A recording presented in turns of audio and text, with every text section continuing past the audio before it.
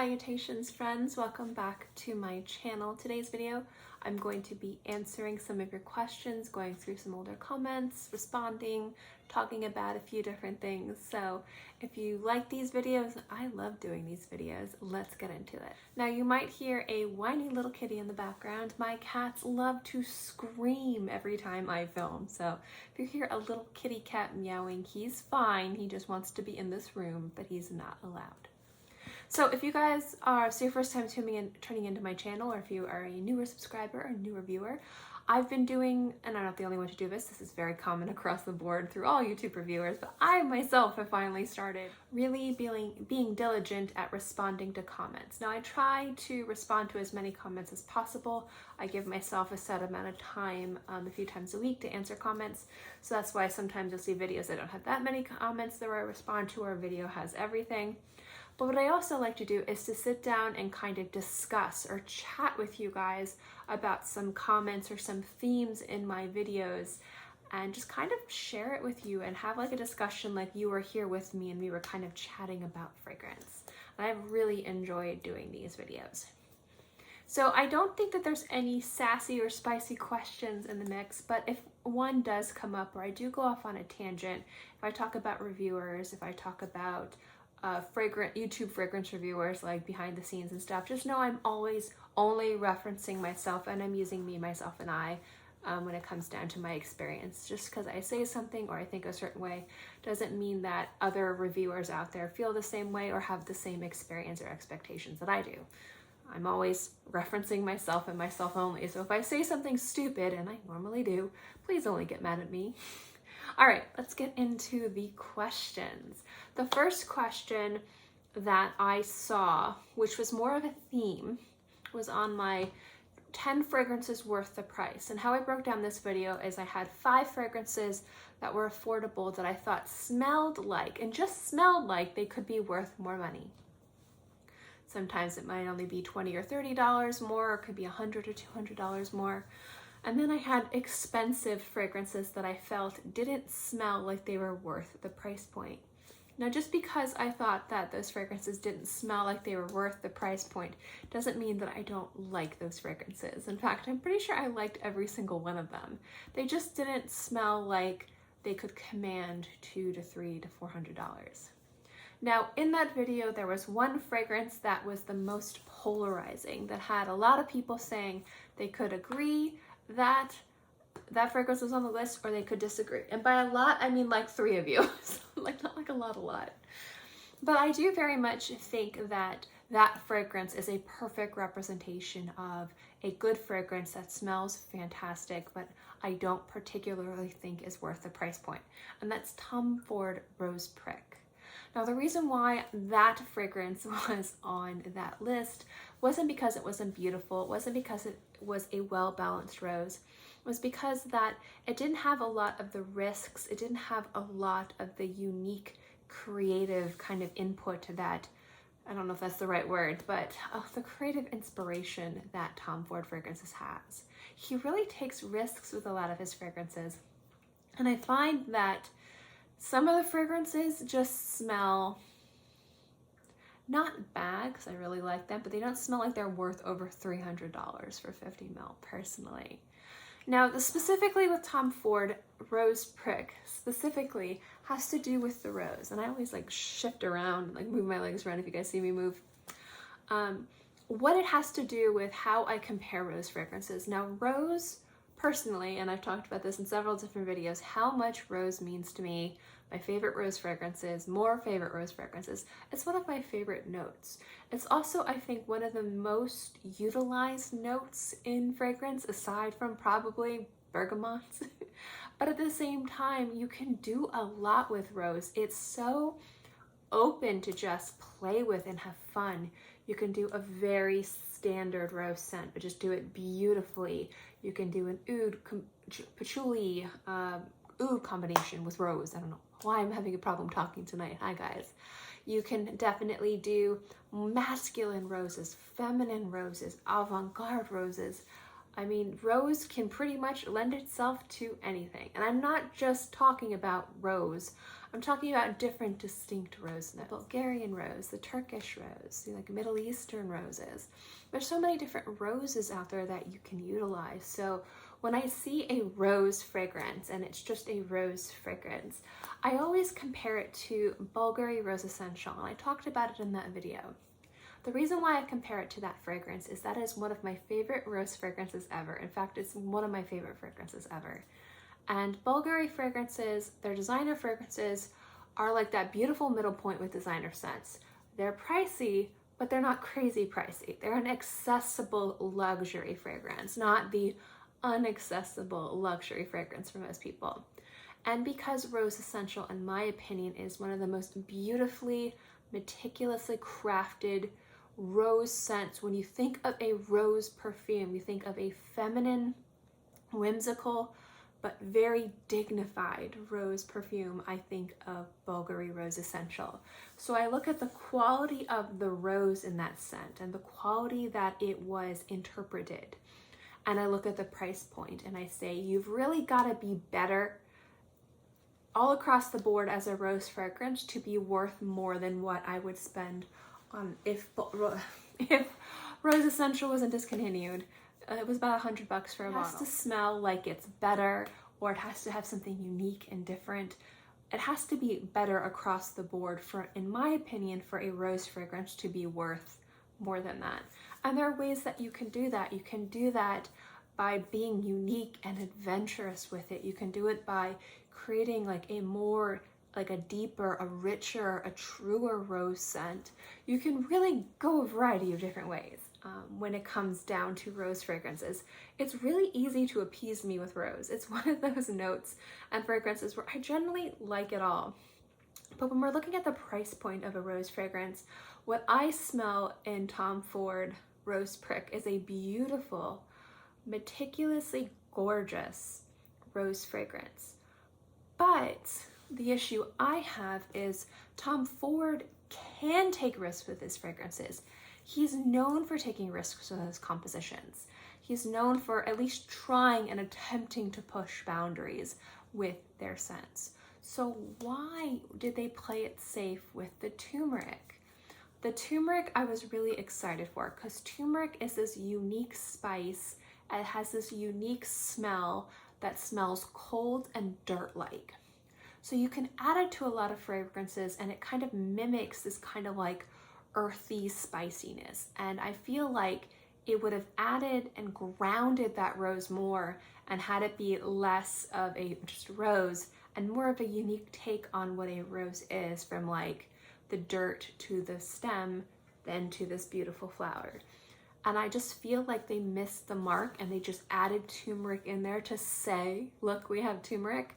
And I kind of felt like it dropped the ball in regards to being unique, being creative, taking risks. And I felt like the turmeric was just a bit of a vanity note in there when I was really hoping for this punch of turmeric. And that's kind of like why I feel Tom Ford Rose Prick, although is a beautiful rose fragrance, smells gorgeous on the skin. I feel like it smells about on the same level, but a little bit different than Bulgari Rose Essential.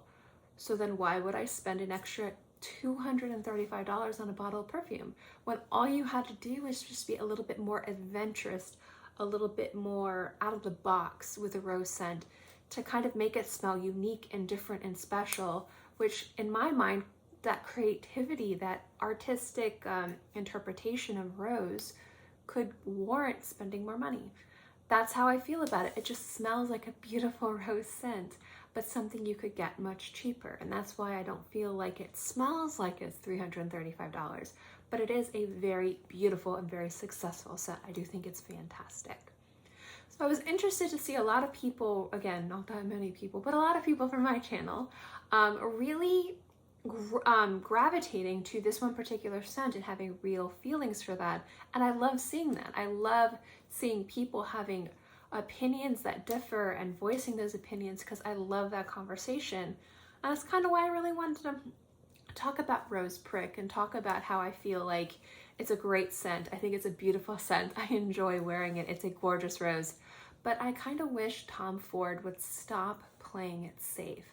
I feel like the last few fragrances he's just been playing it safe. And it's like, come on, you have the money, you have the reputation, you have the following to really be able to take risks and push boundaries. And he used to in his sense. So why are we not doing it now? This next comment comes from my Quinta Canto CK or Psych. I listened to Google Translate forever to figure out how to pronounce that. A fragrance review, and it's from Erin Sullivan Beauty. She has a great fragrance channel. Check her out. She wrote, that awkward moment when you learn it's not just pronounced Vicanto. I'm an idiot. LOL. No, you're not, because for probably at least a year, I thought it was Vicanto. And then when I started to kind of research to see what fragrances I wanted to add to my collection, because I bought 2 fragrances from Quinta Canto. And I'll be reviewing the other one later next week, probably late next week. It'll be up. And I very much was calling it Vicanto until I started watching other reviews and other people, and then it was like Quinta Canto, and I was like, ooh, so I made that same mistake. And one thing I'm known for on my channel is horrible pronunciation. I try my best. I listen to Google Translate. I watch reviews where people are pronouncing it correctly. And then as soon as I turn on my camera or my iPad, it's just out the door. But yes, I mispronounced it. I didn't call it Quinta Canto until very recently. It was always Vicanto for me too. And they ask, this is on my fragrance review, Elizabeth Arden Green Tea Fig, and they say, or they ask, or they comment, thank you for getting into budget perfumes. Well, you're welcome. I like this channel to be a variety. I don't want to just be high-end luxury niche fragrances. I mean, I have some very expensive fragrances in my collection. I have some very affordable fragrances in my collection. I am a fragrance lover. I don't particularly discriminate against if it's designer, if it's male, if it's female, if it's indie, if it's niche, if it's affordable, if it's expensive. I just like scents. And not everyone thinks that way, and you don't have to think like me. You can definitely collect however you want to collect. I've gone into this so many times before, so I don't think I need to basically be a parrot and repeat myself over and over again, but if you'd like me to, I'd be more than happy to. But the issue that I see sometimes with people and fragrance reviews is that I feel like sometimes one channel, you fall in love with a reviewer, you fall in love with their taste, you fall in love with their production and their reviewing style, and they don't review everything that you care about. And then you have to go to another channel or, you know, someplace else, and you might not like that person's opinion as much because everyone's gonna like certain people and different reviewers, and it's however you want. You can like whoever you want. You're not obligated to like any of us, and you're not obligated to not like us. It's up to you. But I always thought to myself, you know, like going to different reviewers, like, you know, like it might be nice to have a channel where if you like the reviewer, they review everything. So that way you have a nice variety to choose from when it comes down to reviews. And me personally, I find beauty in inexpensive fragrances and expensive fragrances. And I have a very large budget for scents. Do not get me wrong, my budget for fragrances is astronomical, but that doesn't mean that a fragrance has to be expensive to be good. Some of my favorite fragrances are very, very affordable, and I'm talking about $20 and under. You don't need to spend a lot of money on a fragrance. So what I like to do is I like to give you guys a variety of different fragrances. I like to bring you guys new releases. I like to bring you guys old favorites. I like to talk about designers, men's, women's, indie houses that not many people are talking about. And I feel like I like having a large variety for you guys because it gives you an opportunity to see my tastes across the board and to maybe get reviews on things that not many people are going to cover. Now, just because I'm covering it doesn't mean that I'm going to be the best reviewer for you. But if you're one of those people where you're looking for a review on something, I might have a review on it because I do review a lot. But I think that it's important for every reviewer to stick true to their guns. There's some people out there like Yana Tamali. She is fantastic for, I'd say, emerging indie houses. She has a way of finding these houses and just kind of really bringing out the beauty. And it seems like she's discovering things before other people. So if you want to know about new and emerging niche houses, she's a great person to go to.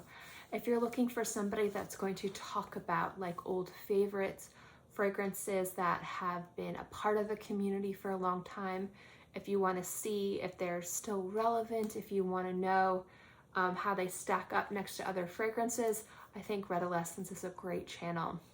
If you really want to get comprehensive with reviews, specifically note breakdowns and fragrances within like the same family that have the same notes, and see a wide variety of scents, maybe of your favorite patchouli or your favorite iris, and just have really straightforward reviews on a variety of different fragrances, I think Smelling Great Fragrance Reviews is awesome.